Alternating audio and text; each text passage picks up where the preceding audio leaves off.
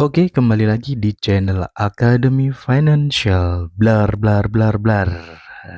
Ini ya banyak sekali kemarin komen-komen.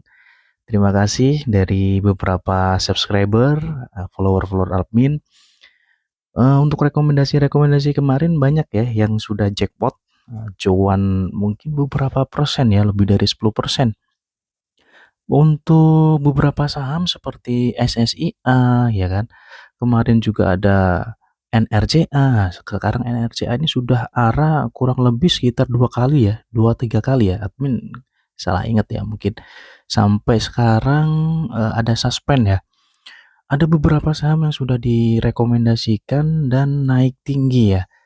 Nah, ada beberapa hari kemarin memang admin tidak sempat ya untuk membuat rekomendasi di 2 hari terakhir ya, yaitu tanggal 17, tanggal 18 ya, ada karena kesibukan sendiri ya.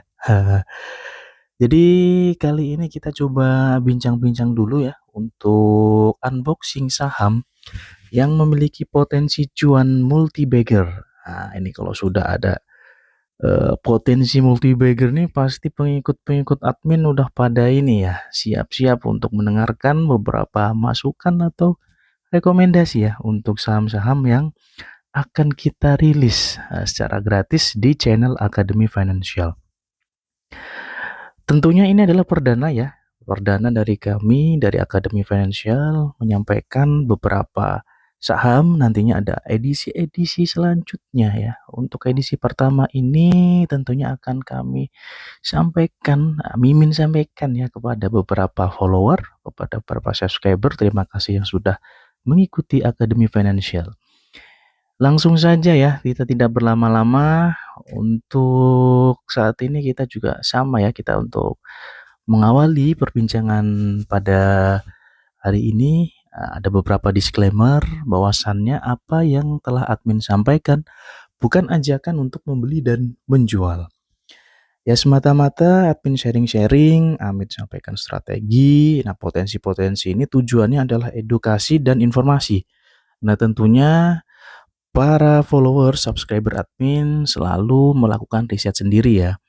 Kemudian admin selalu tidak henti-hentinya menyampaikan bahwasanya risiko itu selalu ada. Ketika kita masuk ke pasar saham, itu pasti ada risikonya. Maka perlu yang namanya ambil keputusan tapi berdasarkan riset mandiri Anda. Nah, kinerja masa lalu bukan jaminan ya. Tentunya future ke depan itu tergantung beberapa hal terkait dengan beberapa indikator-indikator ya, itu yang berhubungan dengan internal maupun eksternal dari perusahaan tersebut. Kemudian admin juga tidak bertanggung jawab atas keputusan pribadi Anda dalam menjual atau membeli saham. Selalu pertimbangkan profil risiko Anda sesuai dengan style trading Anda. Baik, nah ini ya untuk potensi saham multi-bagger yang coba admin bahas pada hari ini adalah PT Makmur Berkah Amanda Tbk ya, atau AMAN. Nah, AMAN ini saat ini bergerak dalam bidang konstruksi, perdagangan besar, pergudangan, dan real estate ya. Nah, AMAN ini sudah terkenal ya. Kemarin ada beberapa berita bahwasannya AMAN mendapatkan potensi ya, potensi terkait dengan penyewaan lahan di Sidoarjo ya. Nanti kita coba ulas secara secara ringkas gitu kan potensi-potensi untuk perusahaan AMAN ini. Dan terakhir di Q1 juga pendapatan dan labanya juga tumbuh secara signifikan. Nah, ini ada beberapa indikator yang nanti kita bahas kenapa saham ini berpotensi menghasilkan cuan multi-bagger gitu ya. Nah, ini saat ini kalau kita lihat AMAN juga bergerak dalam bidang lebih fokus di pembangunan kawasan industri dan jasa kawasan industri serta investasi pada entitas anak yang bergerak di bidang perhotelan ya. Ada 2 hotel ya yang saat ini diproyeksikan akan menambah pendapatan dari PT Makmur Berkah Amanda. Baik, langsung saja kita coba ulas satu persatu ya. Kita coba masuk ke Stockbit dulu ya, karena ini yang paling detail ya informasinya. Itu kita untuk memakai analisa-analisa tertentu ya terkait dengan keuangan, dan analisa-analisa lainnya. Oke, tadi sudah kita bahas ya, untuk secara background-nya, ya Aman ini bergerak dalam bidang pengembangan atau pembangunan kawasan industri. Nah, saat ini juga potensinya sangat besar ya untuk pengembangan kawasan industri ini juga menjadi concern pemerintah untuk meningkatkan pertumbuhan ekonomi sampai dengan 8% gitu. Salah satunya nanti ada potensi ke depan Indonesia ini akan mengoptimalkan yang namanya kawasan industri halal ya, sebagai pusat industri halal dunia. Nah, ini menarik nih. Nanti kita coba lihat apakah peran dari PT Aman ini dalam mendukung program-program pemerintah ya. Oke, kalau kita lihat anak perusahaannya ada dua ya. Dari Aman sendiri ada PT Makmur Berkah Hotel, bidangnya perhotelan ya. Kemudian ada Makmur Berkah Amanda Hotel. Jadi nanti admin juga akan jelaskan bahwasannya Aman ini memiliki satu hotel yang sudah jadi ya, ada di Bali dan satu hotel lagi di Pontianak yang saat ini dalam progres pembangunan ya. Infonya progres pembangunan hotel itu sudah mencapai sekitar 92%. Jadi ini potensi akan meningkatkan pendapatan Aman di tahun-tahun berikutnya. Nah, kalau kita lihat dari shareholders-nya ya, pemegang saham ya, ini memang dipegang oleh pengendali ya, PT Gria Prima Amanda sebesar 81,54%. Kemudian sisanya dipegang oleh masyarakat ya, sekitar 10,97%. Nah, ini untuk direktur dan komisarisnya ya, Pak Johan Teja Surya. Nah, ini eh, ada berapa kali ya untuk Pak Johan ini aktif sekali itu di insider ya. Kita coba cek Pak Johan ini di tahun 2024 sampai akhir tahun kemarin aktif sekali ya membeli saham PT Aman ya. Nah, nanti kita ulas secara detail. Kemudian ini ya, kita coba lihat memang dari number of shareholders-nya ya. Ya, sebenarnya flat-flat aja ya, nggak ada pengurangan atau penambahan secara signifikan ya. Oke, nah ini listing date-nya 13 Maret 2020, IPO price-nya di 110. Nah, ini untuk alamatnya ya. Nah, alamatnya untuk kantornya di APL Tower Unit Podomoro City di Tanjung Duren Selatan, Jakarta Barat. Oke, ini secara profil ya. Kita coba ulas dari sisi corporate action ya. Ini perusahaan ini sebenarnya apa aja ya untuk corporate actionnya? Apakah dia juga bagi dividen ya? Kita coba cek. Nah, ini dalam 4 tahun terakhir ya. 4 tahun terakhir ini juga mereka aktif meskipun dividennya sangat kecil ya di 0,5 atau terakhir di 2024 bagi dividen Rp1 ya. Oke, masih good sih ya. Oke, kemudian belum melakukan stock split. Ini untuk public expose mereka juga aktif ya, 2022, 23, 24, 25 setiap tahun mereka menyelenggarakan public expose. Nanti kita coba baca ya public expose-nya dan beberapa pertanyaan ya dari media maupun dari peserta ya. Cukup menarik nanti untuk pembahasan public expose-nya. Kalau kita lihat dari pergerakan saham harian ya, sebenarnya untuk value-nya masih kecil sekali ya. Ya sangat kecil ya untuk ukuran saham ini bisa jadi nggak rame ya, sekitar 265 juta ya kan. Oke, ini untuk perdagangan terakhir ya cenderung sepi ya. Ini sepi, ya ini yang gerakin, nah ini belinya juga cukup kecil ya, YP ini 117 juta, di average 105. Nah, MG masuk, nah ini cuma 1 juta di 104. Oke, ini untuk data 1 hari terakhir ya, ini memang YP ya yang menaikkan harga ya di sini sampai 2,91%. Pergerakan daily-nya juga di bulan Juli belum ada yang signifikan ya, itu maksimal naik 10 Juli di 3%.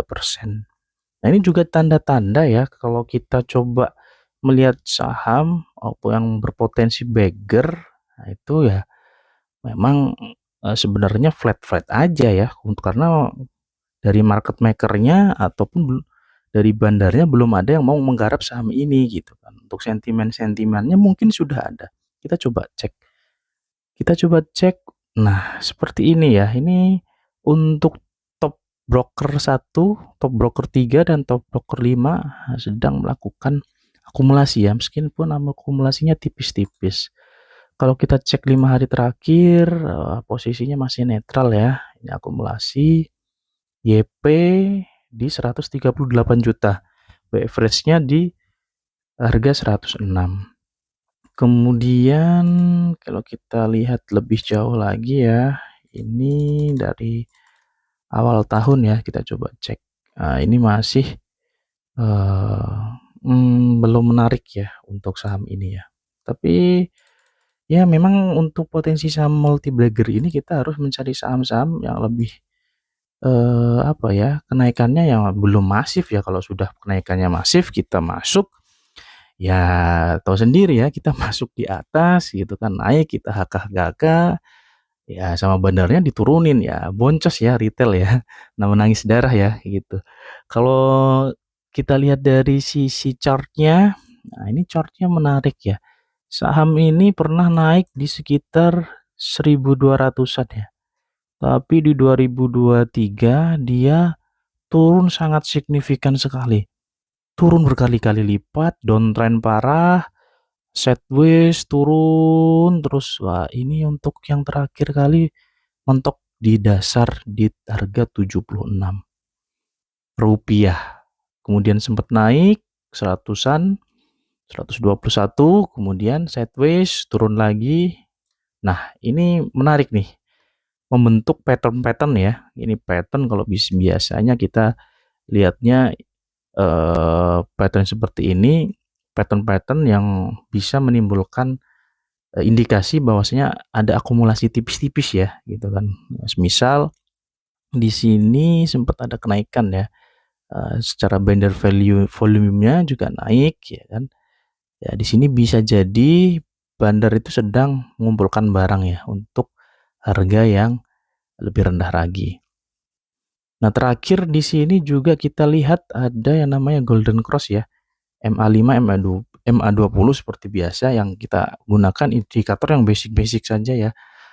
Nah, kalau nanti indikator yang susah-susah kita juga susah nih untuk membuat keputusan ya. Jadi di sini sudah mulai ada pergerakan naik ya, karena ada MA5 crossing MA20. Kemudian dari volume memang juga volume rata-rata 20 hari ya flat-flat saja ya, belum bisa menembus ya untuk volume tingginya. Ini cukup menjadi kesempatan ya buat kita nantinya untuk, lebih bisa gitu kan melakukan entry di harga yang benar-benar ya kalau bisa serendah-rendahnya ya. Untuk potensi cuan ini sangat lebar gitu kalau lihat secara historical dia adalah saham-saham yang pernah naik di angka 1.000-an gitu. Nah, kita coba cek atau kita lihat gitu kan, secara kinerjanya seperti apa ya, aman ini ya. Kita pakai secara ringkas di sini aja ya, di case stats-nya seperti apa. Nah, kalau kita lihat dari net income-nya di 2025 naiknya cukup signifikan ya, dibandingkan 2024 Q1-nya ya. Q1-nya 2024 11 miliar, kemudian di 2025 naik 2 kali lipat lebih ya, di 29 miliar, ya kan. Kemudian kita coba lihat dari sisi revenue-nya. Oke, revenue-nya juga naik ya, 37, kemudian di sini 82, ya kan, naik 2 kali lipat lebih. Tapi nanti kita coba cek ya, untuk pendapatannya ini berasal dari mana aja gitu. Oke, kemudian di sini gross profit-nya 161 miliar, EBITDA 119 miliar, net income-nya 77 miliar. Ini secara ini datanya ini kurang sinkron ya. Cara TTM-nya ya. Kalau ini memang di sini secara year to date ya. Kita pakai yang data ini saja. Ya memang kalau dilihat dari sisi dividennya masih sangat kecil, di angka 1 ya tadi, 0,94% gitu, tapi yang penting ya nggak pelit-pelit amat ya, kadang ada perusahaan ya untung besar ya nggak bagi dividen, jangan disangka gitu kan, wah ini perusahaannya buruk gitu ya, belum tentu ya, itu mungkin ada beberapa hal atau strategi dia ya, yang menggunakan modal kerjanya untuk pertumbuhan ke depan gitu. Jadi kita coba lihat kalau perusahaan itu nggak bagi dividen, tapi strategi ke depan itu apa gitu kan. Apakah ada pengembangan bisnis, atau pengembangan produk, atau ekspansi, sehingga modal kerjanya dia gunakan untuk itu bagus ya kan, untuk ke depannya. Growth-nya kita juga akan mendapatkan yang namanya berkali-kali lipat ya, karena ini tujuannya adalah tujuan-tujuan untuk ekspansif gitu.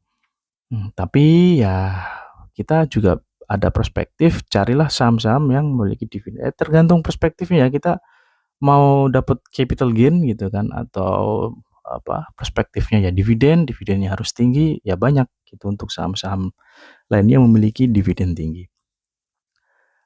Ini market cap-nya juga sangat kecil ya di 411 miliar ya, kemudian di sini kita coba lihat book value-nya, sangat sangat sangat rendah ya di 0,52, PE-nya juga sangat rendah 3,5.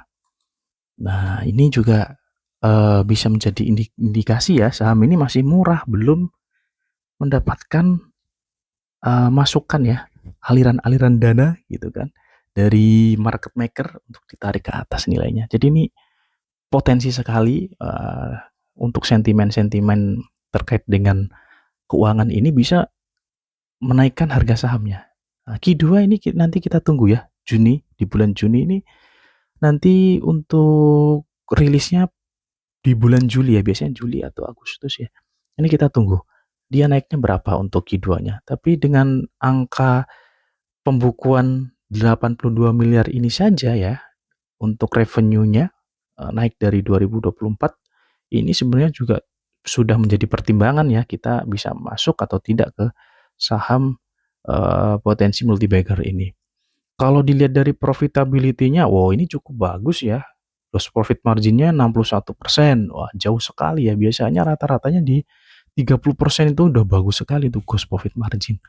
Nah, operating profit margin-nya juga di angka 43%. Dan net profit margin-nya, nah NPM, ini ya, profit margin yang bersihnya itu 35%. Impresif ya untuk rasio-rasio profitability-nya. Nah, growth dari revenue-nya, ini bisa menjadikan sentimen positif karena quarter YoY growth-nya sampai dengan 120%. Begitupun dengan gross profit dan net income ya. Kalau top line-nya atau revenue kita bisa sebutnya adalah top line-nya naik ya, secara bottom line di net income-nya juga naik gitu. Nah, net income-nya naiknya signifikan ya, YoY quarter-nya 164%. Kalau kita lihat dari sisi balance sheet-nya, ini asetnya cukup besar ya di 1,3 triliun. Begitupun di sini terlihat long term debt-nya juga besar di 241. Kemudian dari sisi cash, ya, dia memegang 24 miliar ya. Untuk cash-nya, ekuitasnya sekitar 794. Kalau kita coba lihat di cash flow from operation-nya masih positif ya. Jadi arus kas operasi yang berasal dari pemasukan ya, atau pemasukan dari pemasok gitu, dikurangi dengan beban-bebannya ya dia masih positif gitu. Tapi di sini di cash from investing-nya cukup tinggi ya, di 200 miliar ya. Ini mereka berinvestasi terhadap apa ya? Pembelian tanah mungkin ya. Nanti ini bisa kita coba cross check nantinya ya untuk cash from investing. Kemudian dari financing ya tentunya 112 miliar ini bisa bersumber dari pendanaan ya biasanya ya, pendanaan dari bank gitu. Ini karena cukup besar ya angkanya. Nah, capex-nya juga besar di 170 sehingga free cash flow-nya di 117 ini. Nah, kalau kita lihat dari rasio-rasio solvensinya sebenarnya current rasionya bagus ya. 2,31, quick rasionya juga 1,22 ya di atas 1 ya. Di atas 1 itu sudah sehat. ukuran dari perusahaan ya. Debt to equity rasionya di bawah 1, 0,32, juga sangat rendah untuk rasio debt to equity rasionya.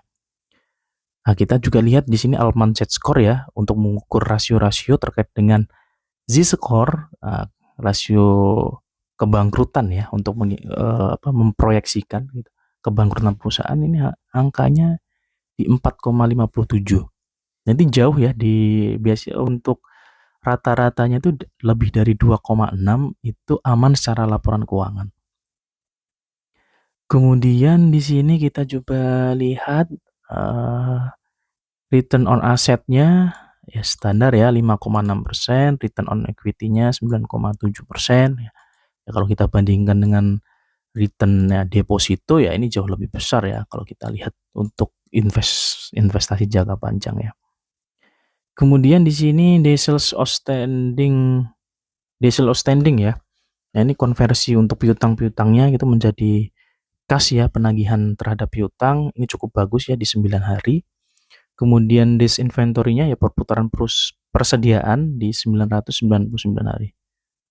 Angkanya ini juga nggak tahu ya, ini lebih kita nanti coba cek ya. Perputaran inventory-nya cukup panjang ya. Apakah memang inventory-nya itu terdiri dari gudang-gudang ya, gudang-gudang atau tempat-tempat yang disewakan itu, atau persediaan yang dalam bentuk apa ya ini ya. Kemudian untuk di dispayable-nya, dispayable outstanding-nya ya pembayaran rata-rata pembayaran hutangnya di 133 hari. Sehingga cash conversion cycle-nya di 875. Nah, ini patut menjadi perhatian ya, cash conversion cycle ya. Kemampuan perusahaan dalam mengkonversi kasnya ya, siklus kasnya itu di 875 hari. Ini perlu di riset lebih lanjut ya. Oke, dari sisi rasio-rasio ini juga cukup mengembirakan ya untuk aman sendiri. Kemudian kita coba cek di beberapa hal terkait dengan laporan keuangan ya. Laporan keuangan tadi sudah dibahas secara ringkas ya. Ya, dia mempunyai aset lancarnya ini 2025 31 Maret di 645 miliar gitu. Kemudian total asetnya mencapai 1,3 triliun. Cukup besar. Nah, ini kita coba lihat untuk aset-asetnya ini, properti investasinya cukup besar ya, di 339 miliar. Aset tetapnya 337. Biasanya di sini ada yang namanya land bank-nya dia ya, atau cadangan tanah dia yang nantinya bisa sewaktu-waktu dia kembangkan atau dia jual kepada tentunya klien-klien yang membutuhkan. Nah, ini benar persediaan real estate-nya dia sangat tinggi ya, 304 miliar. Dan di sini yang paling signifikan juga di uang muka dan biaya dibayar di muka. Oke, kalau lihat dari saldo laba yang belum ditentukan penggunaannya juga tinggi ya, 310 miliar. Nah, ini potensi modalnya dia juga besar ya, secara equity dia. Nah, ini nanti bisa dibentuk untuk cadangan ya, gitu. Untuk pencadangan umum, atau nantinya juga dia akan bisa jadi dibagikan ya untuk pembagian dividennya nanti. Oke, ini terkait dengan pendapatan tadi juga sudah dibahas, naiknya signifikan.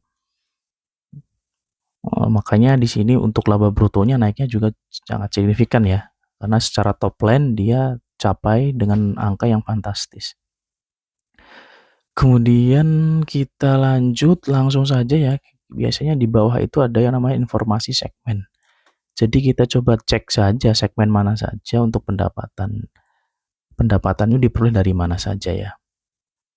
Oke, kita coba cek di informasi segmen. Nah, ini ya, di informasi segmen di 31 Maret 2025. Informasi segmennya seperti ini ya. Pendapatan terbesar kita coba lihat. Oke, pendapatan tersebut dari tanah ya. Tanah, kemungkinan besar ini adalah penjualan tanah ya, di 38 miliar.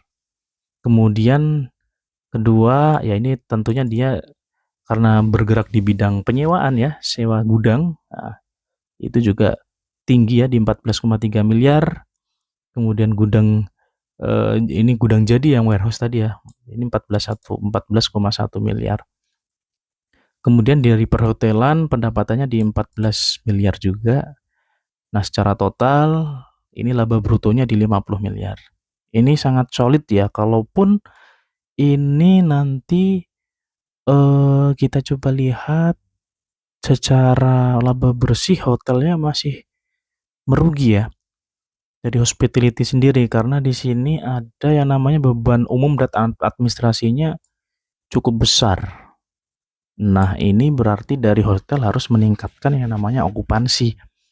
Mau nggak mau di sini tetap pendapatannya harus dinaikin agar bisa menutup beban umum administrasinya, gitu ya. Kemudian yang lainnya ini surplus semua ya, laba bersihnya bagus untuk net income-nya.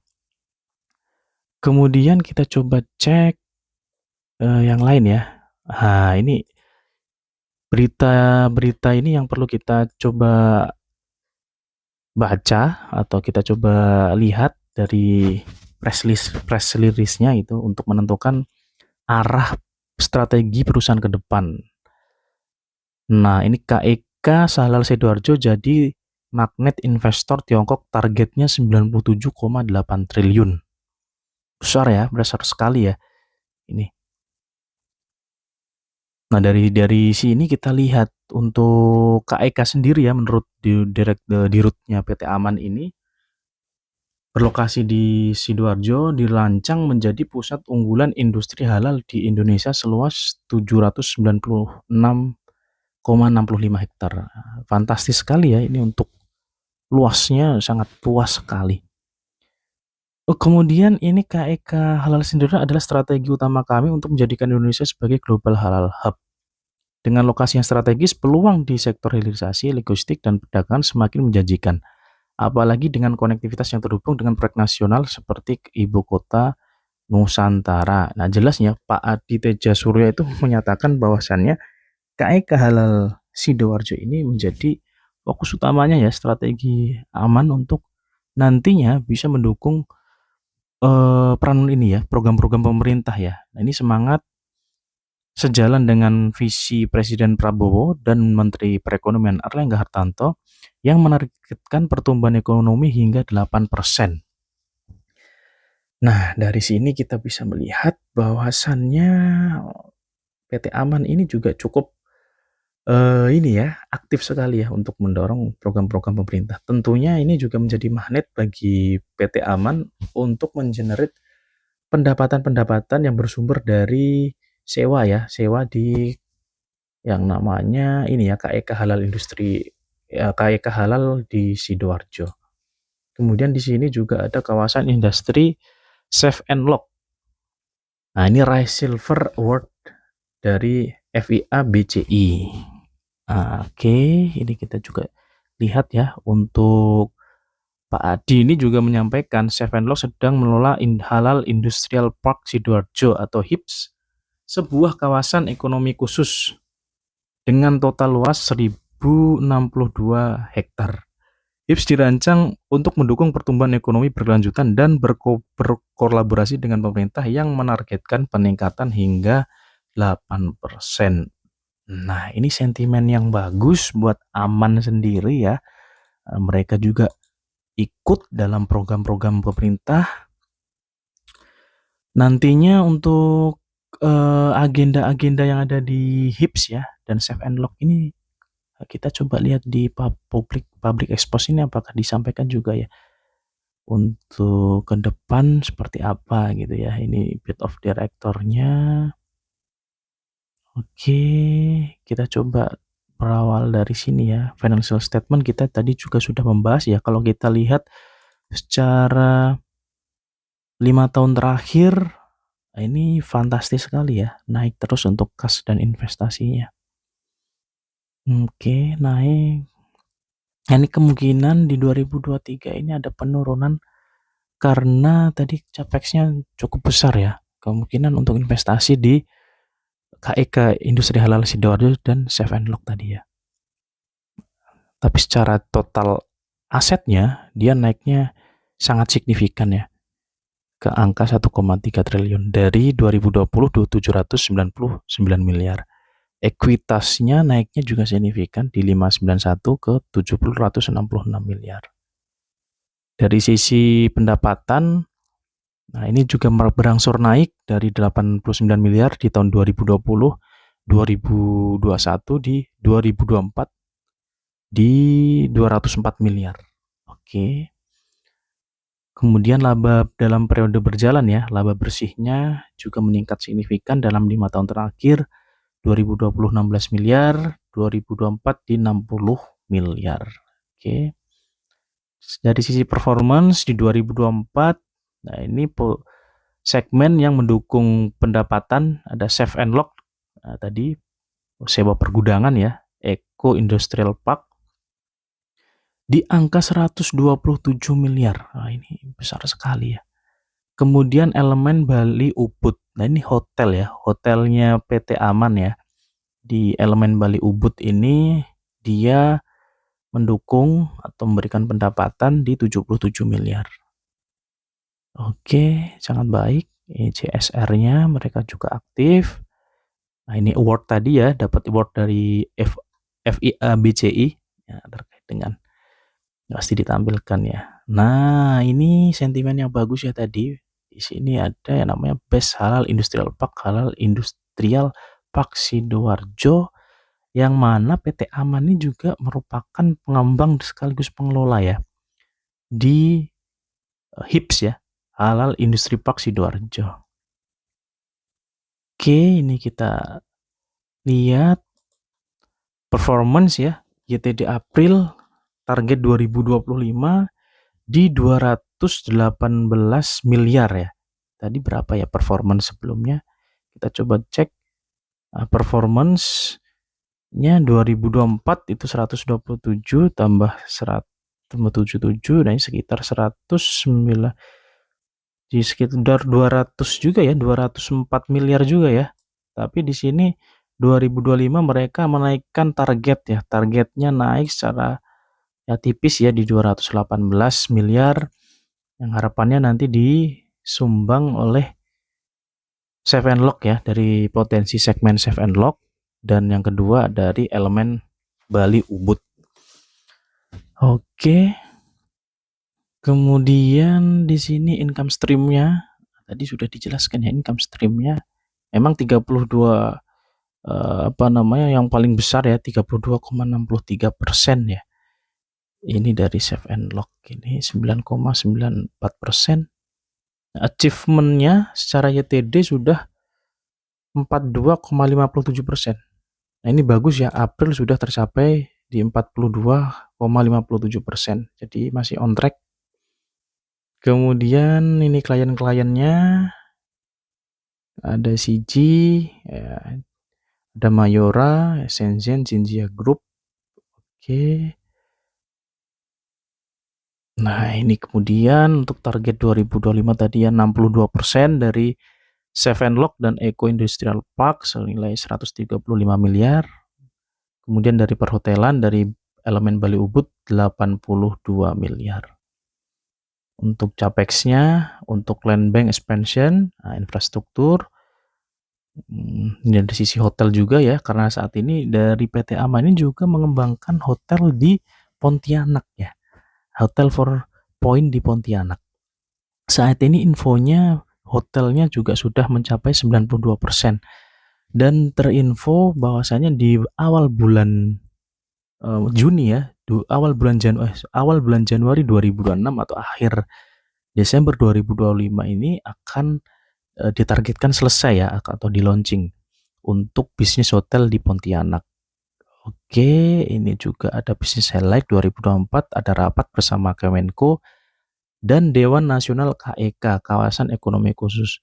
Jadi ini memang menjadi pusat perhatian ya sekarang, perhatian pemerintah untuk mengembangkan kawasan ekonomi khusus untuk mendorong bisnis-bisnis real di berbagai kawasan ya, di seluruh provinsi di Indonesia. Ini ada nota kesepahaman Kementerian Perindustrian dan PT Makmur Berkah Armada untuk pengembangan kawasan industri halal di Indonesia. Sangat positif sekali ya untuk sentimennya. Di tahun ini dari Aman sendiri sudah mendapatkan amanah ya dari pemerintah untuk mengembangkan kawasan industri halal di Indonesia, khususnya di Halal Industri Park di Sidoarjo. Ini dari laporan public expose-nya ya. Kemudian ini kita coba lihat terakhir di bulan Juni, Aman ini mendapatkan surat ya dari ini suratnya sebentar kita coba cek. Nah, ini ada penjelasan ya dari Bursa Efek Indonesia ya. Disampaikan kepada PT Aman agar menyampaikan penjelasan terkait dengan laporan-laporan keuangan ya. Kalau kita lihat di sini ada beberapa yang unik ya, bahwasannya Save and Lock yang menjadi generator pendapatan atau income terbesar tadi, ini yang siap dijual 54 unit, terus yang siap disewa 20 unit dan dalam pembangunan 31 unit. Nah, dari unit-unit tadi okupansinya 91%. Dan menurut saya ini cukup besar ya untuk sebuah okupansi di kawasan bergudangan ya. Kemudian Hotel Elemen Ubud di angka 73,2% ya. Ya, dia terdiri dari 151 room. Nah, ini mungkin strategi kedepannya dari PT Aman juga harus memperhitungkan untuk pendapatan dari hotel tadi secara laba bersihnya masih mengalami minus ya. Jadi penting untuk meningkatkan yang namanya okupansi hotel. Tapi ketika nanti di sini Hotel 4 Point Pontianak sudah jadi ya, ya ini bisa menjadi tambahan pendapatan kembali kepada PT Aman. Nah, secara konsolidasi ya, tadi kan ini punya anak perusahaannya ya, Hotel Elemen Ubud dan Hotel 4 Point itu tadi miliknya PT Makmur ya. PT Makmur apa ya tadi untuk anak perusahaannya, subsidiaries-nya. Nah, ini bisa menjadi tambahan ya nanti, tambahan yang bisa menambah laba secara konsolidasi. Oke, ini juga menarik ya. Jawaban-jawaban dari PT Makmur disampaikan bahwasannya di sini target hunian, nah ini targetnya 90%. Kemudian Hotel Elemen Ubud di 80,3%. Kalau dibilang dari target antara realisasi dan target sudah mencapai ya, untuk Save and Lock tadi 91%, sedangkan targetnya 90%. Kemudian kalau Hotel Elemen Ubud itu masih ada selisih sekitar mengejar okupansi 8% ya, tadi sekitar 72%, sedangkan targetnya 80%. Oke, ini sewa gudang ya, pihak-pihak yang menyewa gudang ada CJ Logistik, 3 Raksasa Tria, kemudian totalnya segini ya untuk 3,34. Ada pertanyaan ya tadi. Oke, ini saya kira nanti bisa dibaca-baca ya buat follower dan subscriber di websitenya BI atau di websitenya PT Aman juga sudah tersedia ya untuk tanggapan atas permintaan penjelasan dari bursa. Nah, ini patut kita jadikan tanda-tanda ya. Ini bisa kenapa kok PT Aman sampai menjelaskan beberapa poin-poin di dalam laporan keuangannya ya, karena tadi ada kenaikan atau penurunan ya. Ya wajar lah itu nanti ada kenaikan pendapatannya karena apa gitu. Kalau ada penurunan mereka juga harus menjelaskan penurunannya itu terkait apa gitu kan, menjadi berapa, selisihnya itu disebabkan oleh apa. Nah, itu penjelasan dari bursa. Ya, selama tetap memegang prinsip ini ya, prinsip GCG sesuai dengan standar akuntansi keuangan yang berlaku, ya intinya untuk laporan keuangannya ya bisa dibilang akuntabel ya, aman ya. Secara transparan mereka menyampaikan kenaikan-kenaikannya. Kemudian ini pertanyaan dari public expose ya. Public expose ya tentunya ada pertanyaan pendapatan lain-lain dari mana. Nah, ini pendapatan lain tadi kan juga mereka punya ini ya, hotel yang namanya Elemen by Westin Ubud. Kemudian di sini, nah ini yang paling ada informasi ya mengenai progres pembangunan 4 Point Pontianak yang dikelola oleh PT Makmur Berkah Hotel ya, subsidiaries-nya.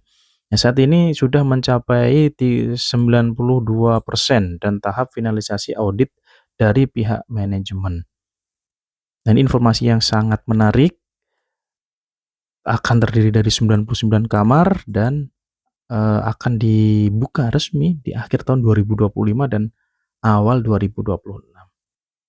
Ya saya rasa ini kalau hotelnya di Bali ini nggak akan terpengaruh ya untuk apa namanya, infonya kan saat ini pemerintah kan juga melakukan efisiensi ya, tapi kalau untuk hotel-hotel di Bali ini lebih pada klien-klien yang sifatnya mancanegara ya atau pelancong-pelancong, jadi seharusnya aman ya untuk pendapatan.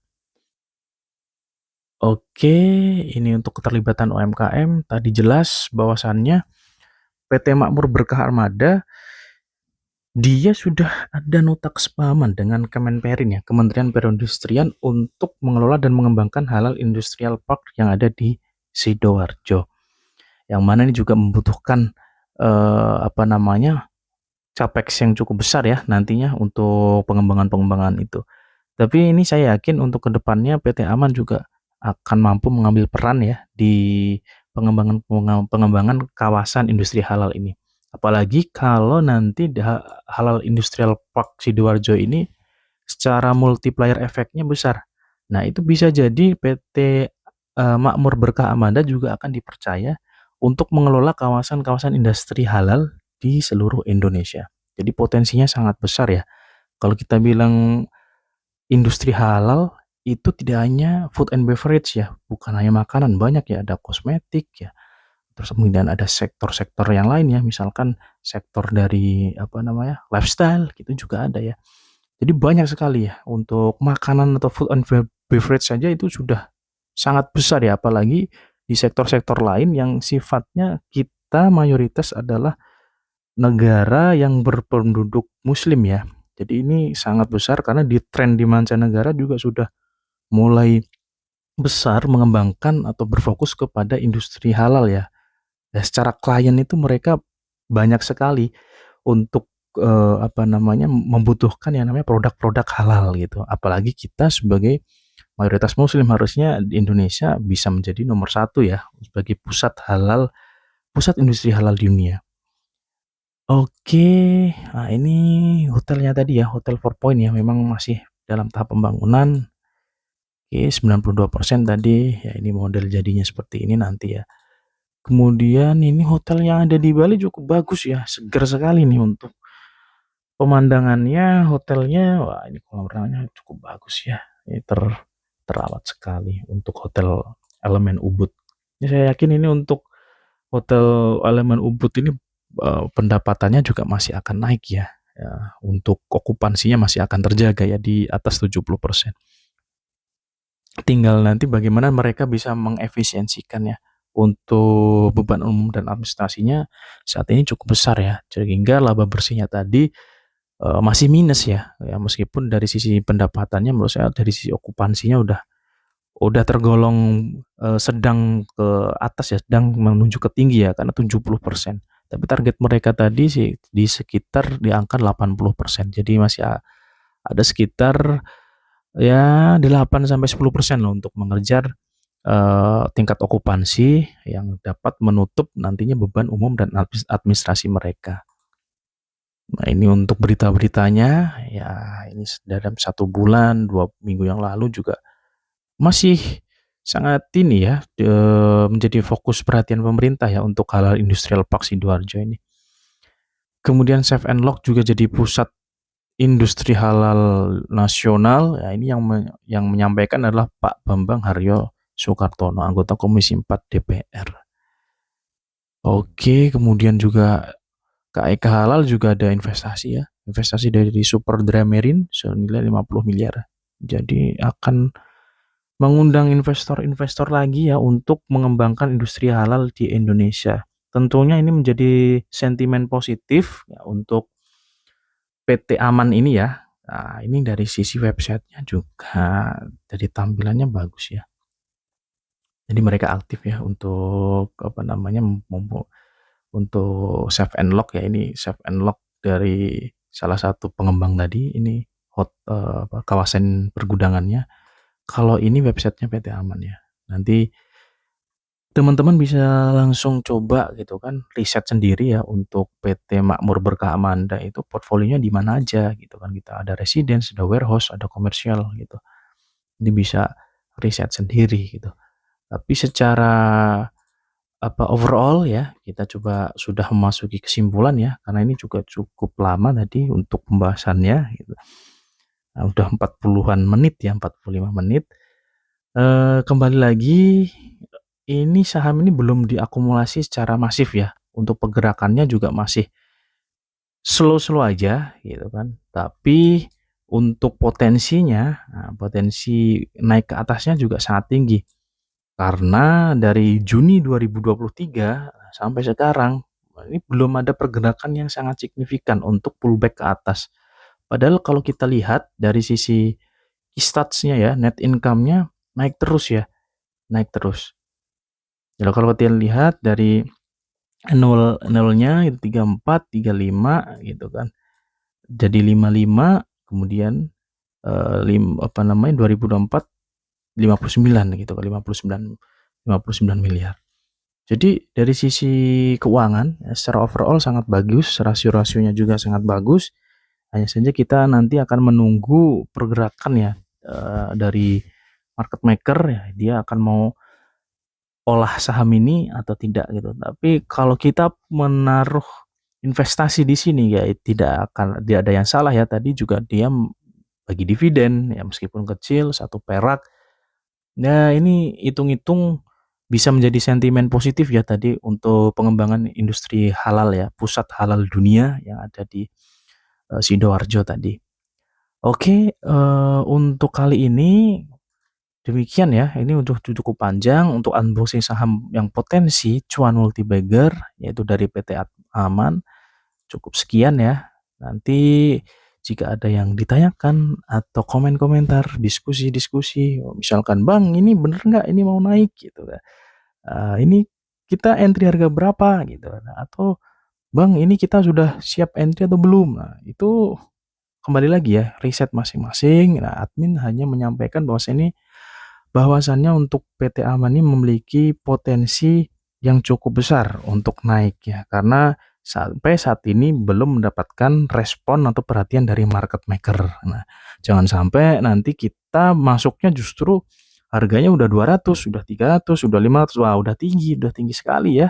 Kalau kita beli di pucuk, wah kalau jatuh sakit ya, sakit ini. Para retail ini, para XC ya, teman-teman XL ya, teman-teman PD ini. Nah, kalau beli ya sekarang ini ya, sekarang waktu masih belum ada yang gerakin sahamnya gitu. Hitung-hitung ya kita bisa cicil cicil ya kan, kita cicil pakai dana kita ya dan tentunya dana dingin ya. Ya kembali lagi rekomendasi ini ada disclaimer-nya ya. Disclaimer tadi bukan ajakan membeli dan menjual saham. Oke, kita tutup ya untuk kesempatan pada hari ini. Admin nanti ke depan tunggu ya untuk unboxing saham potensi cuan multibagger ini akan kami rilis kembali. Kami akan melakukan riset berdasarkan indikator-indikator ya, indikator-indikator yang telah kami tetapkan ya bisa menjadi konsumsi. Tentunya jangan lupa untuk di-subscribe, like, dan share, ya, kemudian bagikan untuk tujuan edukasi kepada seluruh teman-teman yang saat ini sedang mencari saham yang berpotensi jual multi-bagger. Oke, dari Mimin Akademi Finansial undur diri, pamit, salam cuan.